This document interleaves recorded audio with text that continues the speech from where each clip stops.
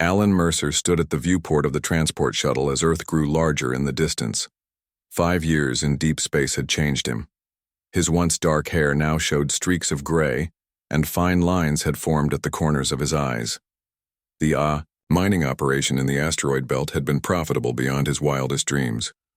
But all Alan wanted now was to feel solid ground beneath his feet, and to see the rolling hills of his family's land.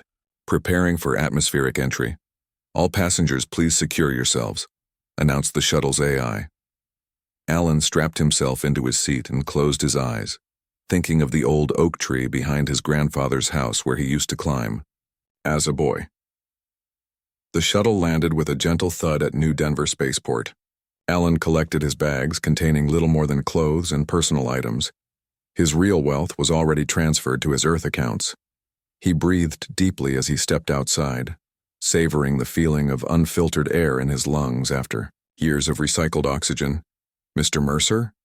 A woman in a crisp blue suit approached him. "I'm Kelly Dawson from Global Transport. Your vehicle is ready as requested." Alan nodded his thanks and followed her to a sleek ground car. He placed his palm on the scanner, and the vehicle hummed to life.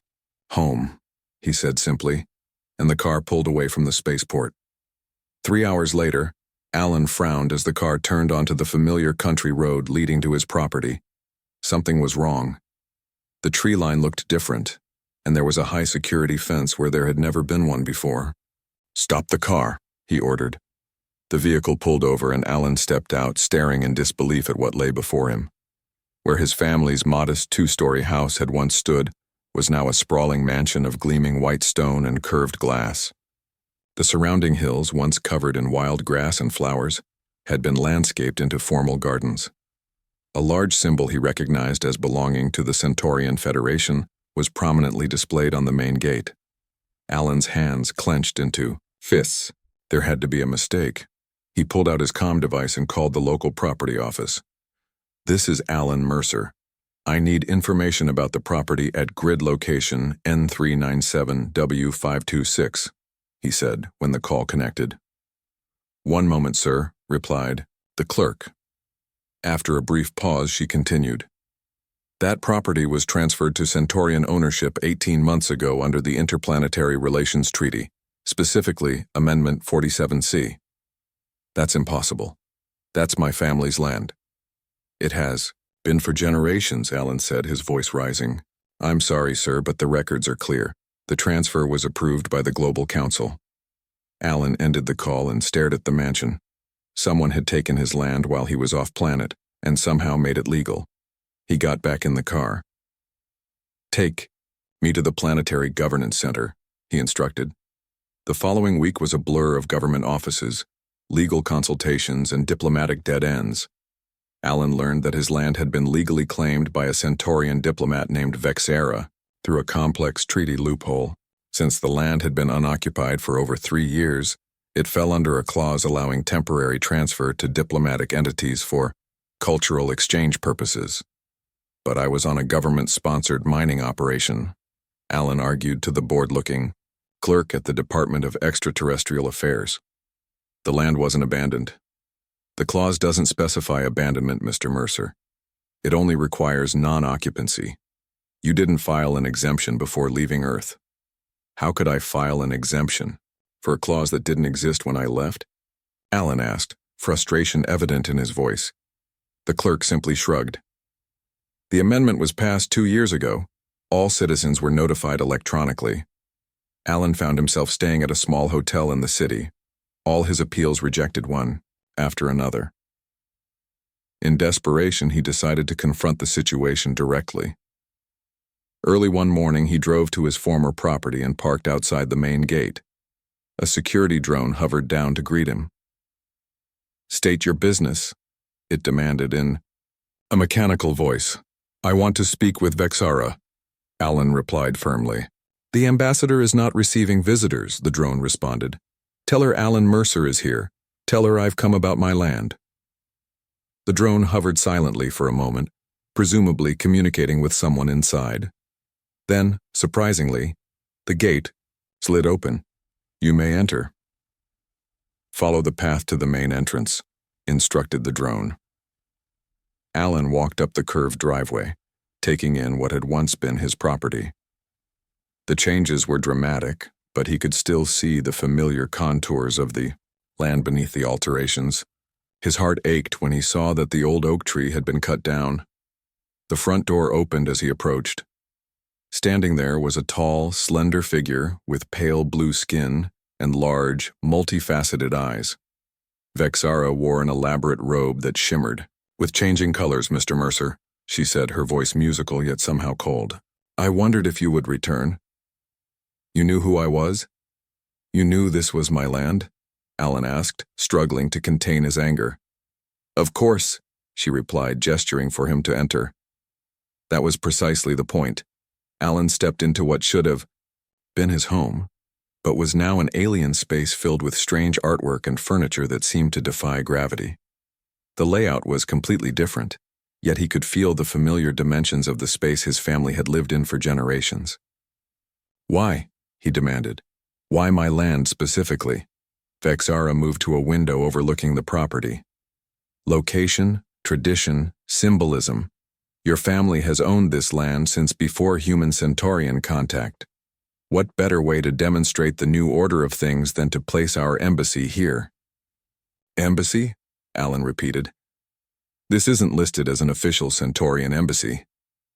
"Secondary diplomatic residence," Vexara corrected with a dismissive wave. "The specifics are unimportant.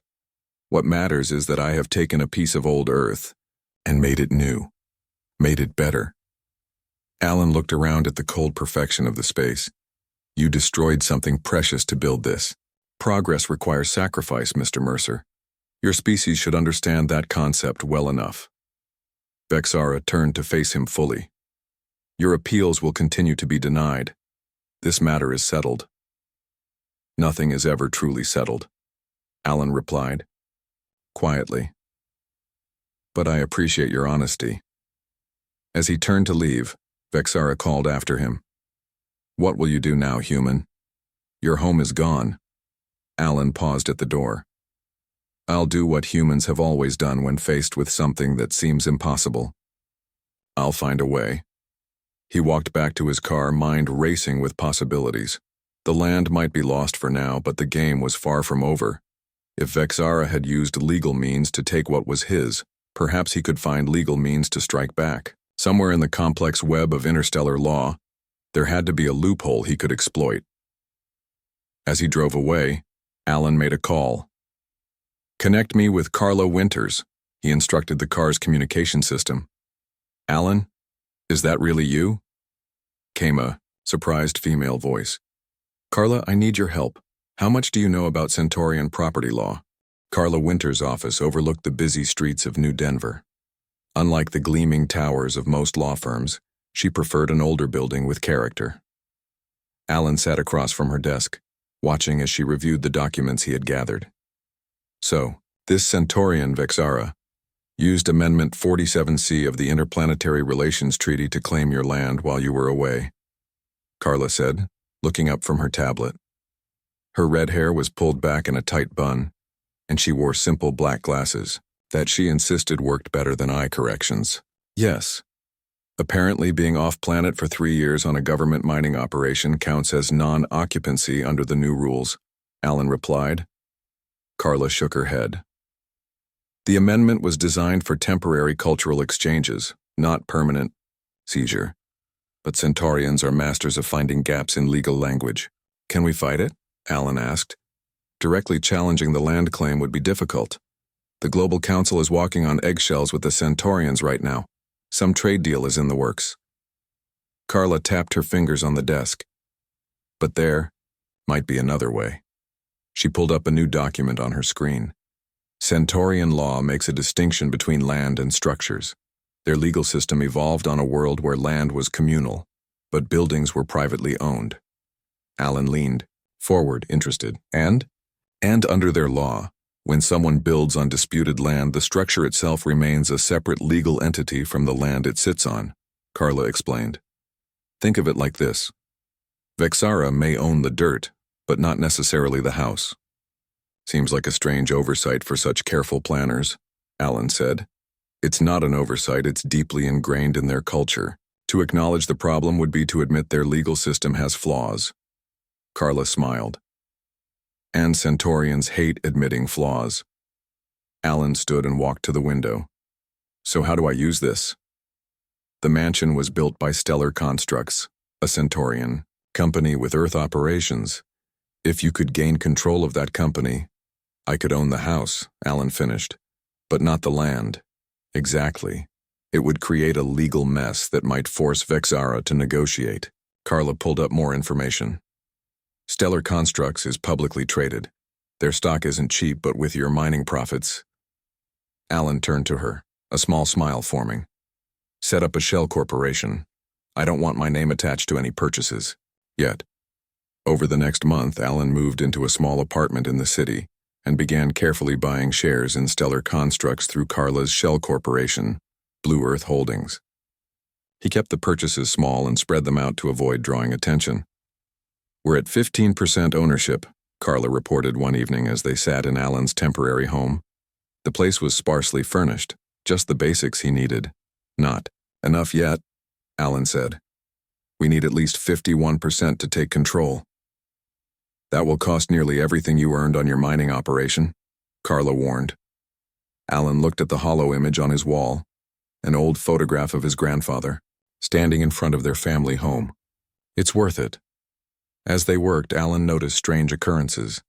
Twice he found his apartment had been searched while he was out. His secure communications showed signs of attempted hacking. Then came the message on his comm device. Drop your interest in Stellar Constructs or face consequences. Someone knows what we're doing, Alan told Carla, showing her the message. This goes deeper than a simple land grab, Carla said. We should investigate why Vexara wanted your land specifically. Alan hired Ben Davis, a private investigator with experience in extraterrestrial matters. Ben was a large man with a quiet voice that contradicted his size. Your family land sits on something valuable, Ben reported after 2 weeks of digging. Soil samples from the surrounding area showed traces of a rare mineral called xenidium. Xenidium? Alan had never heard of it. It's used in the newest faster-than-light drive systems, Ben explained. Very rare on Earth. Very valuable to spacefaring species. Now Alan understood. So this was never about cultural exchange. They just wanted to mine my land. Exactly. And there's more, Ben continued. I found communications between Vexara and a human named Gregory Nelson. He's high up in the Earth Diplomatic Corps. An inside man, Carla said. He probably helped push through the amendment that let them take your land. Alan's resolve hardened. Keep buying shares. I want control of that company as soon as possible. 3 months later, Blue Earth Holdings owned 49% of Stellar Constructs. Alan was running out of funds, and the remaining shares were held by investors who didn't want to sell. We're stuck, Carla admitted, unless we can convince some of the smaller shareholders to sell. That night, Alan couldn't sleep. He walked to his window, looking out at the city lights. The answer came to him as he watched a news story about Centaurian Architectural Awards. The next morning, he met with Carla. I have an idea. Stellar Constructs is proud of their work, right? Extremely. They've won awards for their designs, Carla replied. What if we started a rumor that their work on Vexara's mansion used substandard materials, that they cut corners to save money? Carla's eyes widened. That would be a huge disgrace in Centaurian culture.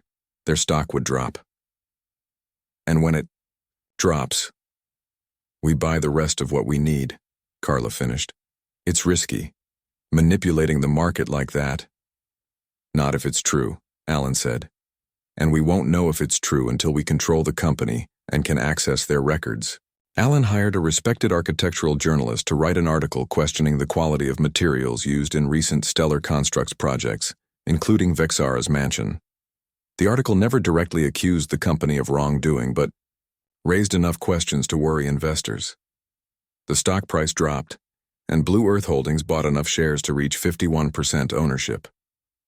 Congratulations, Mr. Mercer, you now control Stellar Constructs, Carla said as she handed him the final paperwork. Alan smiled. Now for Phase 2. I want a complete audit of all materials and payments for Vexara's mansion project. The audit revealed exactly what Alan had hoped for.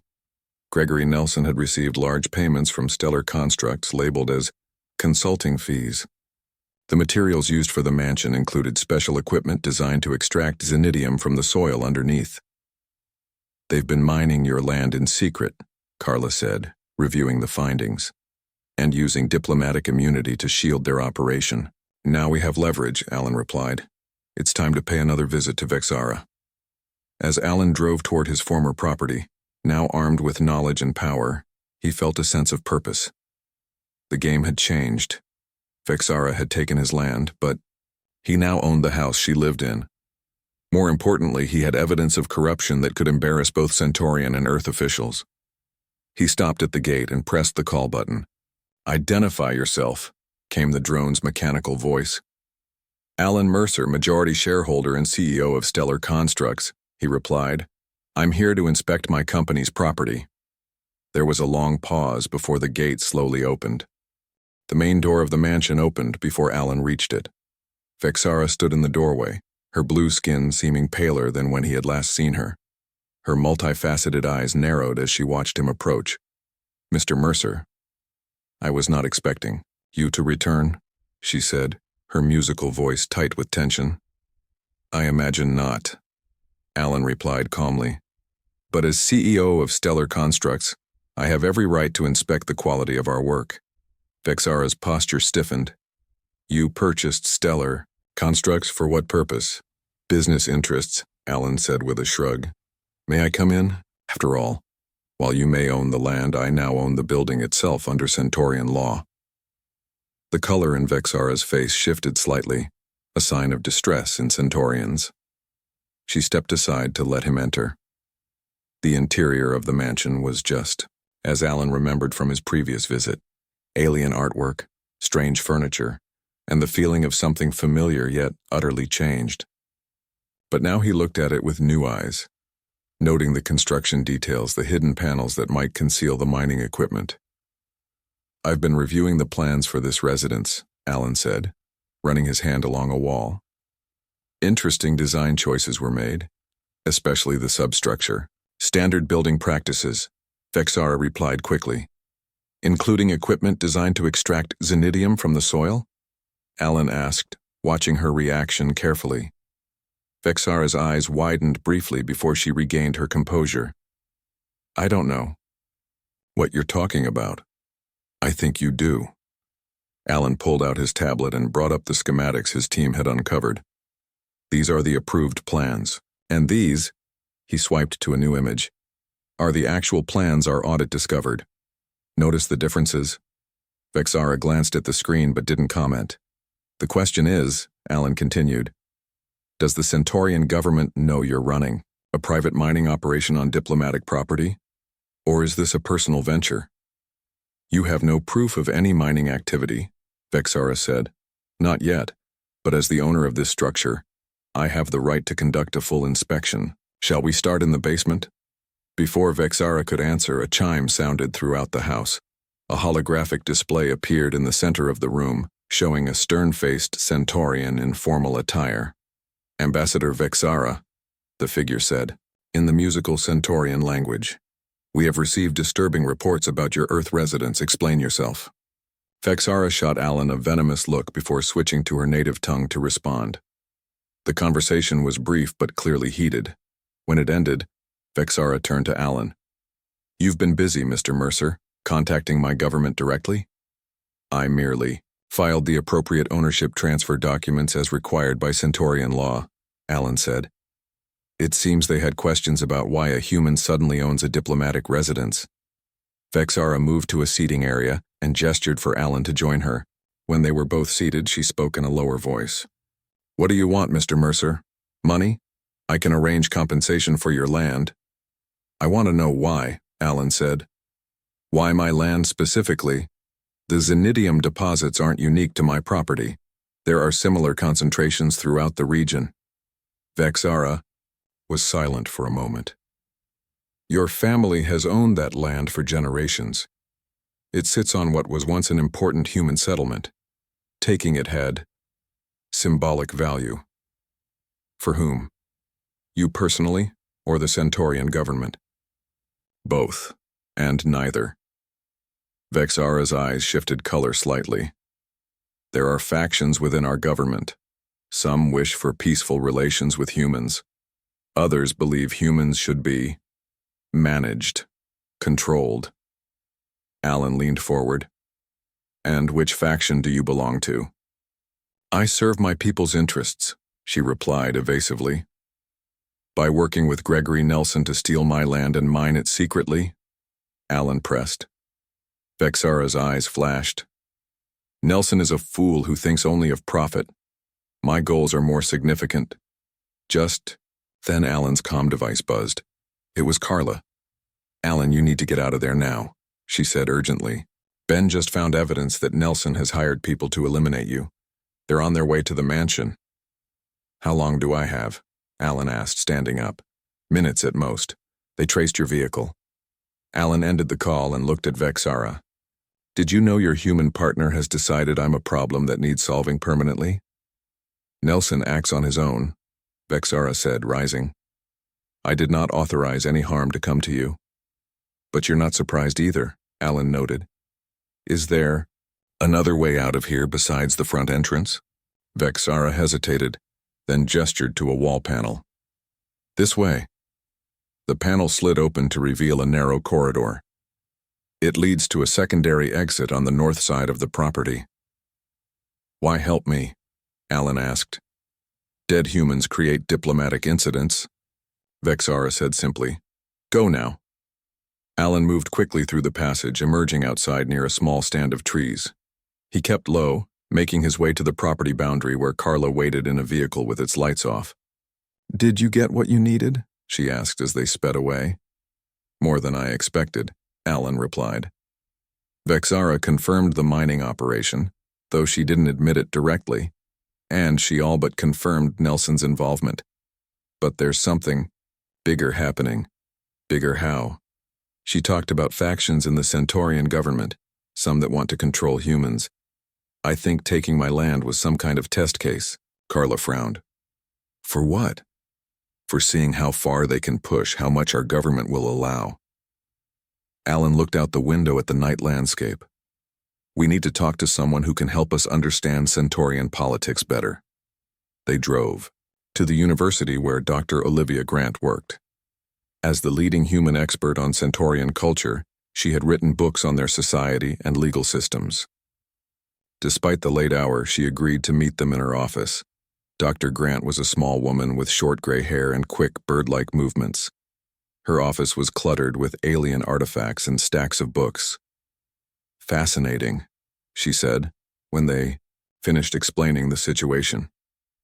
The taking of your land fits with an ancient Centaurian practice called Tajaka. It's a ritual claiming of an enemy's home territory to demonstrate dominance. Enemy? Alan repeated. But we're not at war with the Centaurians. Not in the human sense, no. But Centaurian culture never fully separates diplomacy from warfare. They're two sides of the same process. Dr. Grant picked up a strange blue object from her desk. This is a Centaurian victory token. They're given to those who successfully claim enemy territory through Tajaka. So Vexara sees herself as a warrior, not just a diplomat, Carla said. Exactly. And if she's part of the faction that believes humans should be controlled rather than treated as equals, this was likely her proving grounds. Show she could take human land using human laws. Against us. Alan sat back, processing this information. So this was never really about the Zenidium. That was just a bonus. Probably, Dr. Grant agreed. The symbolic victory would be more valuable to her career than any mineral wealth. How do I fight this? Alan asked. I own the house now, but she still has my land. Dr. Grant smiled. In Centaurian culture, to truly win a Tajaka, you must not only take the enemy's territory but force them to acknowledge your dominance. If Vexara loses the house while keeping the land, she loses face completely. It's worse than never having attempted the Tajaka at all. Alan nodded slowly as a plan began to form in his mind. Then I need to make this public. Very public. As they left the university, Alan's comm device chimed with an alert. His apartment had been destroyed in an explosion. They're not giving up, Carla said grimly. No, Alan agreed. But neither am I. For the next 2 days, Alan and Carla stayed in a secure location Ben had arranged. It was a small apartment above a repair shop owned by one of Ben's friends. They were careful not to use any traceable communications. The annual Interstellar Diplomatic Ball is tomorrow night, Carla said, looking at a newsfeed on her tablet. Every important diplomat on Earth will be there, including Vexara. Alan nodded. That's our stage then. I've already been working on a plan. He showed Carla a document on his tablet. It was an official Centaurian ownership claim, written in both English and the musical Centaurian script. It declared Alan Mercer as CEO of Stellar Constructs, the legal owner of the mansion structure on the disputed land. Dr. Grant helped me write this, Alan explained. It follows all the proper Centaurian legal formalities. Once I present this publicly at the ball, Vexara will be forced to acknowledge it or lose face completely. How are we going to get into the ball? Carla asked. It's invitation only, and I'm sure we're both on Nelson's watch list. Alan smiled. As the new CEO of a major Centaurian corporation with Earth operations, I received an invitation this morning. He pulled out a small holographic card. And you're my +1. The next evening, Alan and Carla arrived at the impressive Global Unity building in downtown New Denver. The ball was being held in the Grand Hall, a massive room with a transparent ceiling that showed the stars above. Diplomats from a dozen different species mingled, each wearing their ceremonial best. Remember, Alan said quietly as they entered, we need to make this as public as possible. The more witnesses, the better. Carla nodded. I've alerted some journalist friends to be ready. Once you make your move, this will be all over the news networks. They moved through the crowd, accepting drinks from floating server drones. Alan spotted Vexara across the room, surrounded by a group of Centaurians and humans. She was wearing an elaborate gown that seemed to change colors as she moved, a sign of her high status. There's Nelson, Carla whispered, nodding toward a tall, distinguished-looking man with silver hair who stood near Vexara. Alan studied the man who had helped steal his land and then tried to have him killed. Gregory Nelson looked every bit, the respected diplomat, smiling and charming those around him. Let's wait for the formal addresses, Alan said. That's when everyone will be paying attention. An hour later, the Global Council chair approached the central platform to begin the official welcomes. Each major diplomatic representative would be recognized and given a moment to speak. Alan positioned himself near one of the side aisles, ready to move quickly when the time came. The chair worked through the list of dignitaries. When he announced, Ambassador Vexara of the Centaurian Federation, Alan started moving forward. Vexara glided to the platform and began speaking about friendship between worlds and cultural exchange. Her musical voice carried throughout the hall. The Centaurian Federation values its growing relationship with Earth. Our cultural exchange, properties such as my own residence, demonstrate our commitment to understanding human ways. Alan stepped into the central aisle. Is that what you call it? Cultural exchange? His voice was clear and loud, cutting through the surprised murmurs of the crowd. Vexara's multifaceted eyes found him immediately. Mr. Mercer, this is hardly the time or place for private disputes. This isn't private, Alan replied, continuing to walk forward. This concerns everyone here. He reached the edge of the platform and held up his tablet. I have proof that Ambassador Vexara, with the help of Earth diplomat Gregory Nelson, illegally seized my family's land to conduct secret mining operations for Xenedium. The hall erupted in whispers and exclamations. Nelson pushed forward. This is outrageous. Security, remove this man. Before you do, Alan said quickly, you should know that I am now the majority owner of Stellar Constructs, the Centaurian company that built Ambassador Vexara's mansion. He tapped his tablet, and the Centaurian ownership claim appeared as a large hologram visible to everyone. Under Centaurian law, I own the structure itself, though not the land it sits on. The Centaurians in the crowd reacted visibly. Some made the quick hand gesture that Dr. Grant had explained was a sign of acknowledging a clever move in a political game. Vexara stood rigid on the platform, her skin changing colors rapidly. "This claim has not been properly filed or recognized," she said sharply. "It was filed with your government this morning," Alan replied. "Their acknowledgement is right here." He tapped his tablet again, showing the official response. Nelson tried a different approach. "This is a minor property dispute that has no place at a diplomatic function. Mr. Mercer is simply bitter about losing his worthless plot of land." "Worthless?" Alan questioned. "Then why install specialized mining equipment beneath the mansion, equipment designed specifically to extract xenidium?" He displayed the schematics from his audit. "And why did Gregory Nelson receive payments, totaling over 5 million credits from a shell company linked to Ambassador Vexara?" The crowd's murmurs grew louder. Several journalists were recording everything, their drones capturing multiple angles. The Global Council chair, looking stunned, tried to regain control of the situation. "These are serious allegations that should be investigated through proper channels." "I agree," Alan said. "And as the legal owner of the mansion, I am invoking my right to a full inspection under both Earth and Centaurian law. I've already filed the request with both governments." Vexara stepped down from the platform and approached Alan, her voice low but intense. "You have no idea what you're interfering with, human." "I know exactly what I'm doing," Alan replied. "I'm stopping you from using my family's land as a test case for how easily humans can be manipulated and controlled." Something flashed in Vexara's eyes. Maybe respect, maybe anger. "This Tejaka is not over." "No, it's not," Alan agreed. "But the rules have changed." The ball devolved into chaos after that. Diplomats clustered in urgent conversations. Journalists swarmed around Alan, Vexara, and Nelson, firing questions. Security personnel tried ineffectively to restore order. Through it all, Alan stood his ground, answering questions calmly and presenting his evidence.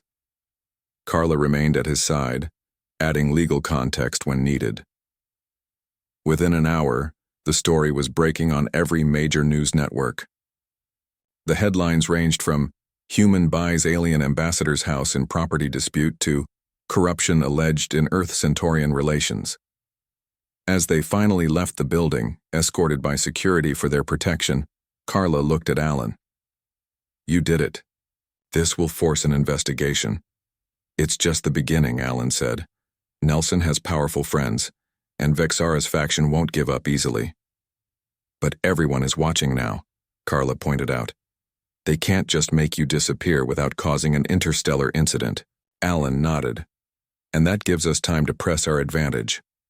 As they reached their secure vehicle, Alan's comm device chimed with an incoming message.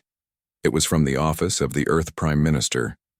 "Mr. Mercer, in light of tonight's revelations, the Prime Minister requests your presence at an emergency meeting tomorrow morning at 9 a.m. Your legal counsel is welcome to attend."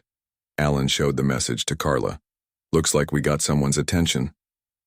"The highest someone," Carla agreed. "What's your next move?" Alan looked up at the night sky, where stars and distant planets shone. Somewhere up there was the Centaurian homeworld, where news of tonight's events would soon arrive.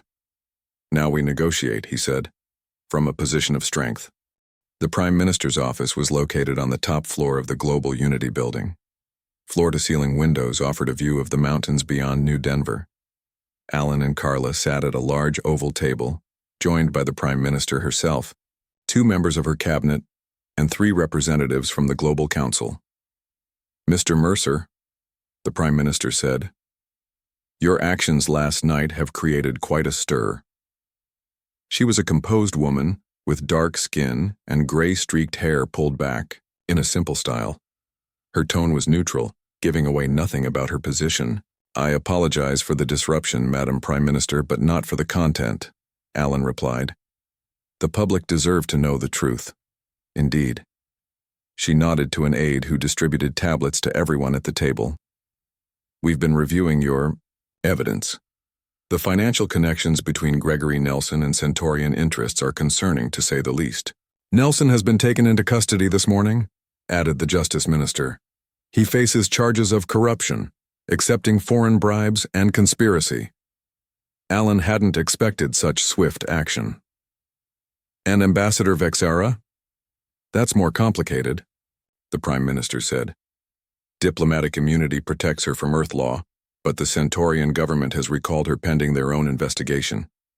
This situation has exposed a significant loophole in our interplanetary treaties, said one of the Global Council representatives, an older man with a thick white beard. Amendment 47C was never intended to allow permanent seizure of private property. We're drafting revisions now, added another council member, to prevent this from happening again. Carla leaned forward. What about Mr. Mercer's land? The Prime Minister looked at Alan. That's one reason we asked you here today. The Centaurian High Council has sent a representative to discuss a resolution. They're waiting in the next room. She pressed a button on the table. Please show in Council Elder Zintor. The door opened and a Centaurian entered. Unlike Vexara's slender build, Elder Zintor was broader, his blue skin darker and lined with age. He wore simple robes with minimal decoration, the mark of a high-ranking official who no longer needed to display status. After formal introductions, Zintor addressed Alan directly. Mr. Mercer, I come with the authority of the High Council to resolve this unfortunate situation. His voice was deeper than most Centaurians, his manner direct. Ambassador Vexara's actions were not sanctioned by our government. She represented a faction that believes our species should compete rather than cooperate. And what does your faction believe? Alan asked. Zintor's multifaceted eyes studied Alan for a moment. That competition should be open and honest, not based on deception. Vexara broke our cultural laws by using Tajaka as a cover for resource theft. The Council proposes the following resolution, Zintor continued.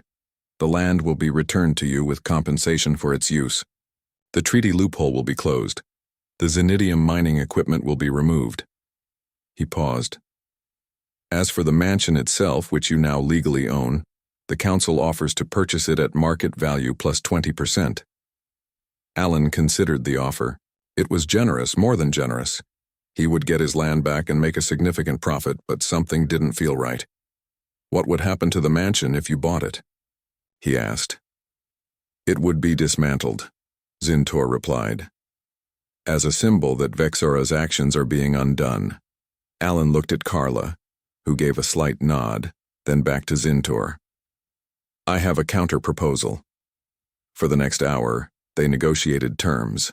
The Prime Minister and Global Council representatives occasionally joined the discussion, but mostly let Alan and Zintor work through the details. By the end, they had reached an agreement that satisfied all parties.